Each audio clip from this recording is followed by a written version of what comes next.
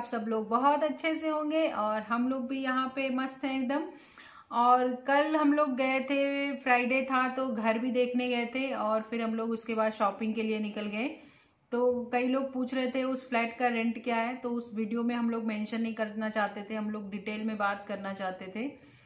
तो देखते हैं कि आप लोगों को हम कैसे बता पाते हैं, जितना हम लोगों को नॉलेज है दुबई फ्लैट्स रेंट के बारे में। स्पेशली इस समय हम लोग वर्का में रहते हैं ना, तो वर्का का ही बताते हैं पहले, उसके बाद फिर ओवरऑल भी काफी हम लोगों को पता है तो वो आपको बता सकते हैं। जिसको इंटरेस्ट होगा दुबई के फ्लैट के रेंट के बारे में, तो वो हम इस इंफॉर्मेशन से जानकारी ले सकता है। जैसे आप लोगों को पता, आप लोगों ने वीडियो देखा होगा, हम लोग रूम सर्च कर रहे थे 2 BHK। जैसे हम लोग करंट में 1 BHK और 2 बालकनी में रहते हैं। लेकिन अभी क्या है कि हमारे बच्चे थोड़े बड़े हो गए, तो हम लोग डिसाइड कर रहे थे कि अगर सेम या नियर बाई अगर अमाउंट में अगर मिल जाता है तो हम 2 BHK में शिफ्ट कर जाएंगे।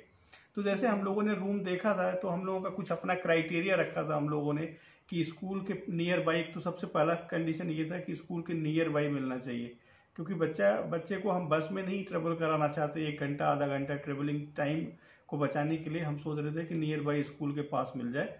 तो अलबरका एक ऐसा एरिया है जहाँ पे ढेर सारे स्कूल हैं, आप बोल सकते हैं 5 या 6 स्कूल्स हैं near by each to each other, और बिल्डिंग भी नियर बाई ही है। रोड इस पार में आप ऐसा पॉसिबल है कि आप वॉक करके बच्चे को स्कूल में छोड़ो और ले आओ, नहीं? Yes exactly. 5-6 स्कूल एक साथ में है। यस और सारा अरेंजमेंट भी होता है। अगर आपका बच्चा सपोज करो बाय द बस से नहीं भी जा रहा है, ओन ट्रेवल आर बोल सकते हो ओन व्हीकल आर पैदल भी जा रहा है, तो वहाँ पे सिक्योरिटी खड़ा होता है रोड को क्रॉस कराने के लिए, वो सारी व्यवस्थाएं, या पुलिस भी कभी कभी खड़ी होती है बच्चों को क्रॉस कराने के लिए। तो एक चीज वो है। दूसरा चीज हम लोग देख रहे थे कि थोड़ा रूम की साइज बड़ी हो, जबकि हम लोग 2 या 3 फ्लैट हम लोगों ने देखा था ना शुरू में, साइज में बड़ी तो साइज में बहुत प्रॉब्लम था। कहीं एक परफेक्ट फ्लैट जब आपको मिलेगा ना, कि जिसमें आपको रोशनी भी पूरे दिन सनलाइट आती रहे, सनलाइट मतलब उजाला रहे, और बालकनी में कभी कभी सन भी आए, और रूम की साइज भी अच्छी हो, हॉल का साइज भी अच्छा हो, शू कैबिनेट अलग से हो, मतलब वो क्या बोलते हैं वॉशिंग मशीन, लॉन्ड्री अलग से हो, और 2-3 बाथरूम हो, फुल वॉश हो, तो अगर आप सब कुछ देखने लगेंगे तो उसका प्राइस बहुत हाई हो जाएगा।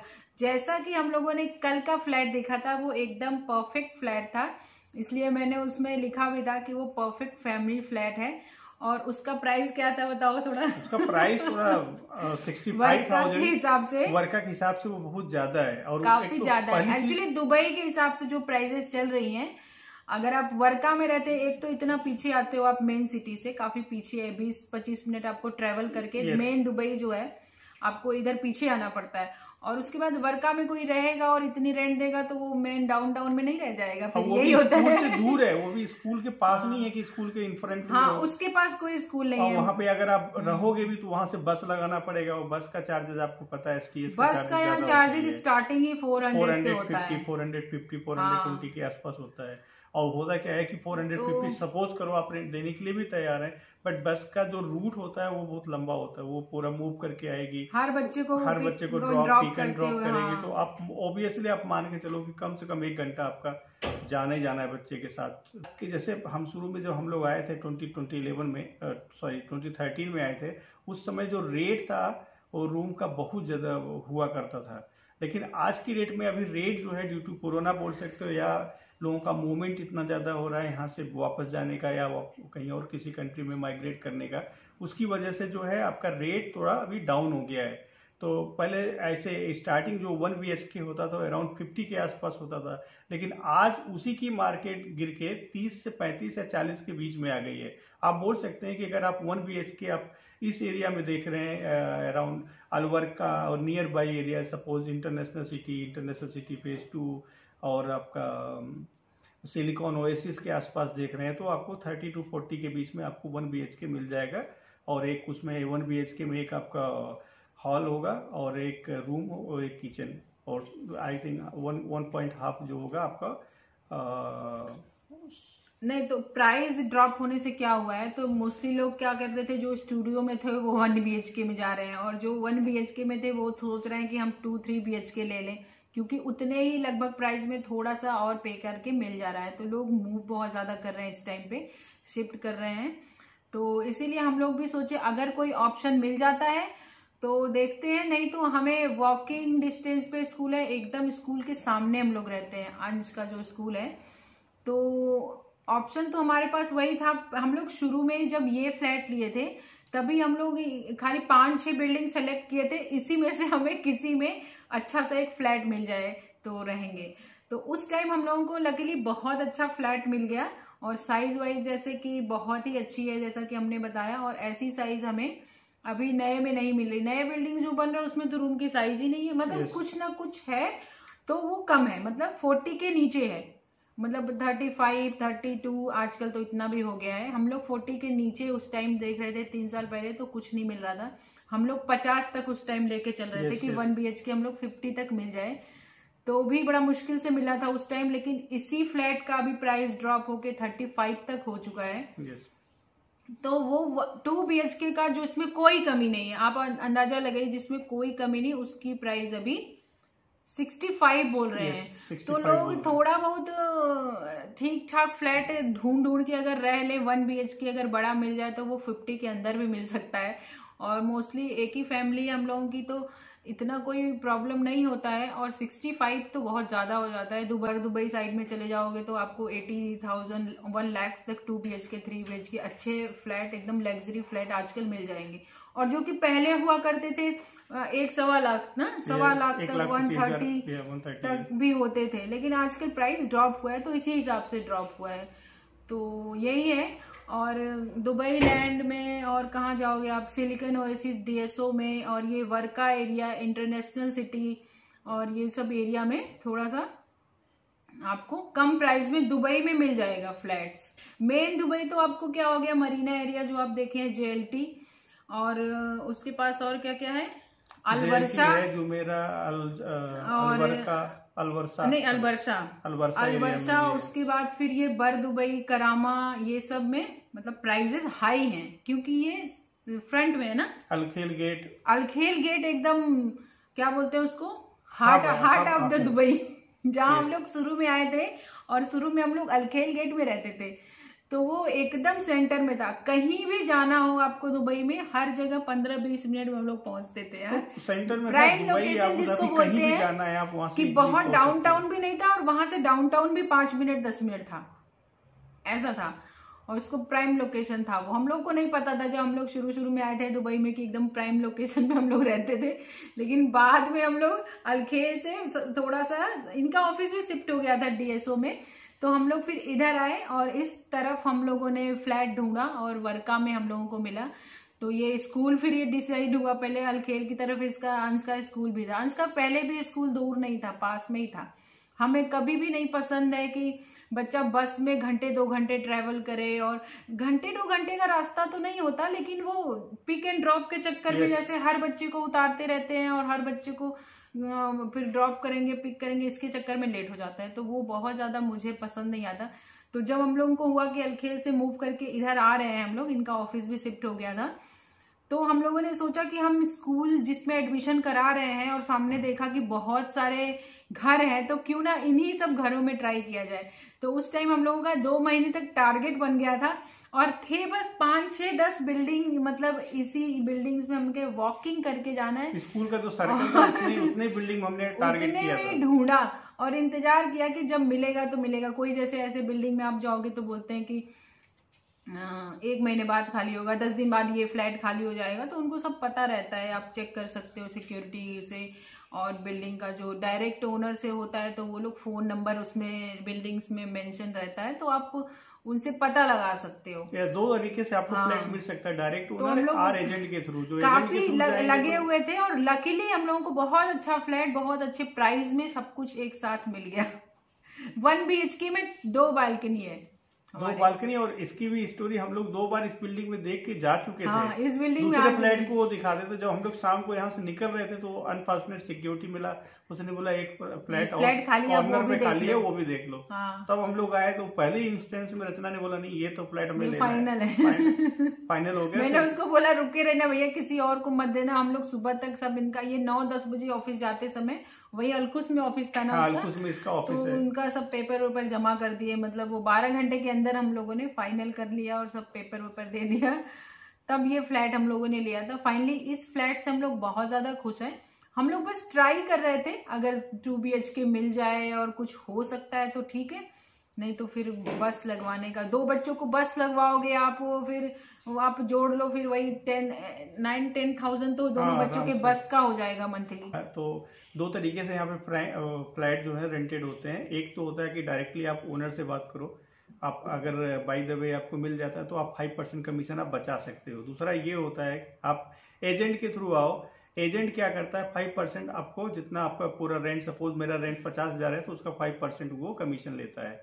वो कमीशन मगजमारी भी होती है, मगजमारी होती है उनको मुझे कुछ भी नहीं पता है, उनको पहले कमीशन दो, उसके बाद ही वो आपका प्रोसेस, डॉक्यूमेंटेशन प्रोसेस करते हैं पूरा।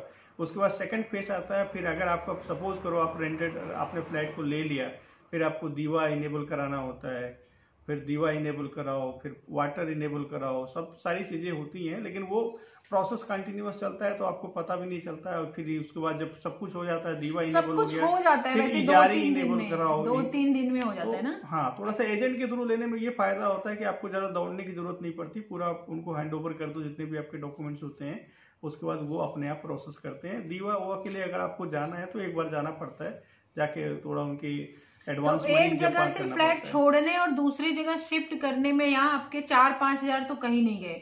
वहां से कनेक्शन कटवाओ और वहां से कनेक्शन लो, वो वहां से हटाओ, फिर उसका भी पैसे तो लेंगे, ये भी आप अपने पैसा लेंगे। जो ईयरली आपका रेंट आ रहा है उसमें जोड़ लोगे। आप 4-5 हजार ऐसे ही वेस्ट कर रहे हो शिफ्टिंग के चक्कर में। शिफ्टिंग का पैसा लगता है, गाड़ी का, ड्राइवर का, वो जो शिफ्ट करते हैं वो सब, पैकर्स मूवर्स का वो सब लगता है, तो आप मिला जुला के 4-5 हजार लगता ही है।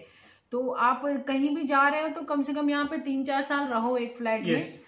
तो 3 साल अगर आप रहोगे तो आपको मेंटेनेंस फ्री, अदरवाइज जो स्क्रैचेज आते हैं उसका भी वसूल करते हैं वो लास्ट में, जो आपका डिपॉजिट होता है उसमें से भी आपको काटेंगे, आपके ये स्क्रैचेज है, आपने ये तोड़ा है, आपने ये जोड़ा है, तो उसका भी पैसा वो डिडक्ट होता है, 10-5% जो भी मर्जी उनकी होती है, क्योंकि उनके हाथ में पैसे होते हैं आपके। तो ये सब चीजों को देखते हुए हम लोगों ने डिसाइड किया कि चलो देखते हैं अभी हम लोग क्या डिस्कस करने के बाद, नहीं फिलहाल हमें अभी जो टाइम भी है 2-4 महीने और भी है हमारे पास, तो देखेंगे क्या होता है। फिलहाल अभी तक तो आइडिया ड्रॉप कर दिया है कि जिसमें हम लोग हैं वो बहुत बढ़िया है। फ्लैट्स देख रहे हैं, अगर कुछ इसी बिल्डिंग में, जैसे इस बिल्डिंग में 2 BHK उतना बड़ा है भी नहीं, जितना स्पेस में 2 BHK होगा उतने में हमारा 1 BHK ही है। तो ये आगे पीछे वाली बिल्डिंग में मिल जाता है, इतना प्राइस ड्रॉप नहीं होता, क्योंकि स्कूल के सामने है ना, तो सब लोग लगे हाथ ले लेते हैं, खाली होता है तुरंत लेते हैं। पहली बार तो जल्दी खाली ही नहीं होता है, स्कूल के सामने वाले जो बिल्डिंग्स होते हैं ना वो खाली नहीं होते। पीछे आप जाएंगी तो बहुत सारे खाली आपको मिलते रहेंगे, हमेशा आगे पीछे होता रहता है, लेकिन स्कूल के सामने वाले नहीं होते। और प्राइस भी इतने ड्रॉप नहीं होते, क्योंकि वो लगे हाथ सब कोई एक खाली करे, दूसरे दिन बुक हो जाता है। तो प्राइम लोकेशन, हाँ, ये लोकेशन स्कूल की वजह से तो कोई छोड़ना भी नहीं चाहता ना, कि अलग से बस का फिर पैसा देना पड़ता है। तो यही सब है, आपको कितना समझ में आया मुझे जरूर बताइएगा।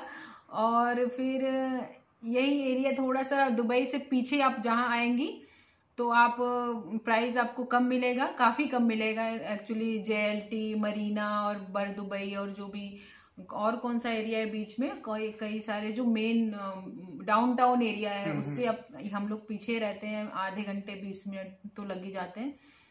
तो यही है। इसके बाद अगर आपको और सस्ते में जाना है और सस्ते फ्लैट लेने हैं तो आप ट्रस्ट करो, आपको 15 से लेके 25 तक में आपको फ्लैट इस समय 1 BHK और स्टूडियो फ्लैट और मान लो 2 BHK 30-35 तक मिल जाएगा। और कहाँ? अल नहदा शारजा, अल नहदा शारजा की तरफ आप चले जाइए, आपको 25 में तो बहुत ही अच्छा सा 1 BHK 2 BHK भी 30 तक मिल जाएगा।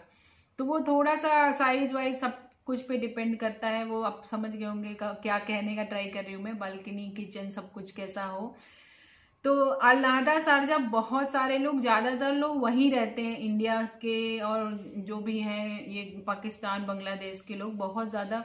आप बहुत अच्छे फ्लैट में रह सकते हो और कम प्राइस देके। अब दुबई में रह रहे हो, अगर आपको सस्ता चाहिए तो ये सब जो एरिया में हम लोग रहते हैं और जो मैंने 2-4 एरिया बताया, दुबई लैंड और वो नहीं, वो क्या बता रही हूँ मैं यार, वो गुरुद्वारे के साइड वाला कौन सा एरिया है? लियान एरिया।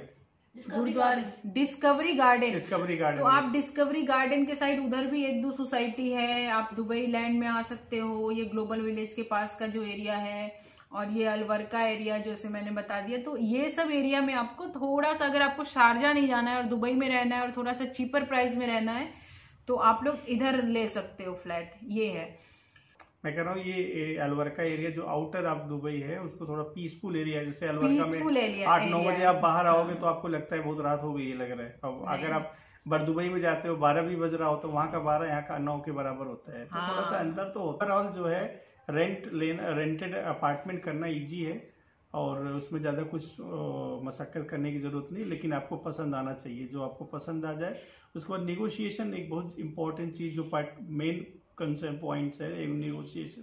सपोज अगर ओनर बोलता है, नेगोशिएशन आजकल बहुत आ गया है 2-3 साल से, जब से प्राइसेस ड्रॉप होने लगे हैं, और ये लॉकडाउन की वजह से। नहीं, पहले नहीं था कुछ भी नेगोशिएशन।